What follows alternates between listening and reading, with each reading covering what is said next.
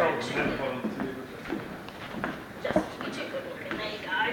Okay, so what we're doing here, this is in our prime product. So this is really just to give you an idea of what we're actually can do in that space. So if you can just read out the ones that are highlighted, just read that and I'll expand a little bit to give you a bit of an idea on those. Liberty Star, Liberty Sharp and Liberty Free home loan options.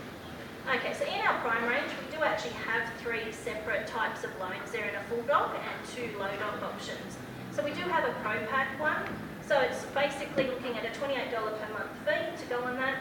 We do have a free option. So if you had a client that doesn't want to pay an ongoing fee, they can pay 20 basis points higher and have no fees altogether. Or they can have the Sharp product. The Sharp product's like a basic product, so it doesn't give them redraw without them paying $50. It doesn't give them offset, it doesn't allow them interest only. But it is for those people that just want a really quick set and forget product that they're not going to worry about. 95% LVR plus capital LMI. Okay, one of the things we do there better than most things in the market, we do have a 95% product for both owner-occupiers and investors that we can cap LMI up to 99.5%. So that in that basis, it gives us a lot of scope to do it. It is a product through Genworth only, even though normally we do use QBE and Genworth in this space. No in-house credit scoring. Which is always a big plus. So Liberty don't actually credit score at all. Obviously in this space, if it goes into that 80% and above range, so it does actually go to LMI, then you're going to have that credit scoring through the LMI, but Liberty themselves don't credit score.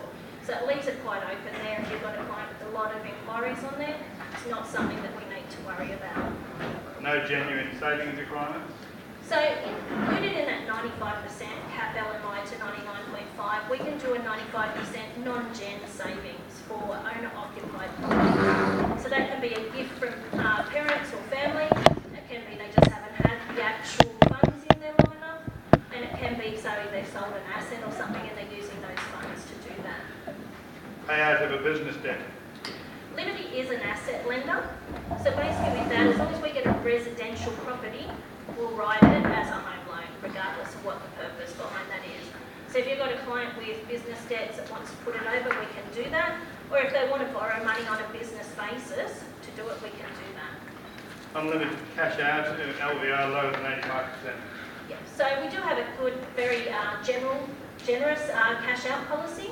So with that policy, a lot of the banks are doing it, but we actually take the client at their word. So if the client says, I'm going to rip out my bathroom and kitchen and do some new carpets throughout my floor, throughout my house, we can actually look to do that. So we actually, if they say we want to refinance a home loan, we want an extra $100,000 to do that, we'll give them the cash out on that basis. We're not going to ask them for the invoices and want to pay it out as each bit gets done, as they install different things and pay all these suppliers and so forth. And last one, unlimited debt consolidation, 90% LVR. Okay, so with that one, that is basically the 90% debt consolidation. We can do that. It doesn't matter how many cards, whatever it is in there. A lot of the banks are only going to do up to 4 cards and amalgamate them at the moment. We do have the option to actually go up to as many as it is. As long as that client's in a better position, at the end of the day, we're happy to do that. I've recently done one where it came across with 10 credit cards, refinanced his home loan. They were all clean. He hadn't skipped a beat on the credit cards. We were actually able to refinance it and save him $3,000 a month for that client. So it's a huge saving to be able to do that for them. Yeah, I'm just going to talk about super credit, so I need another volunteer. Don't be shy now. Come on, Mel. Opposition. Question, how much do you pay? On commission. In the prime space, it's 0.6 and 0.2 trail. In the custom space, it's 1% plus 0.2 trail. There you go, Mel. Okay. So we're going to talk about super credit now. So if you just read out the highlights of the black stuff. Self-managed super funds set up or reviewed for $695. So with our self-managed super funds, we actually have a company called Cavendish that will do our self-managed super fund documents behind the scenes. So if you have a client who's already set up a self-managed super fund, we'll review it for that cost for a personal trustee, or we'll actually set it up for that cost. If it is a corporate trustee, there's an additional $870. So our costs to get in are very cheap on that basis, and probably one of the most powerful things that we have in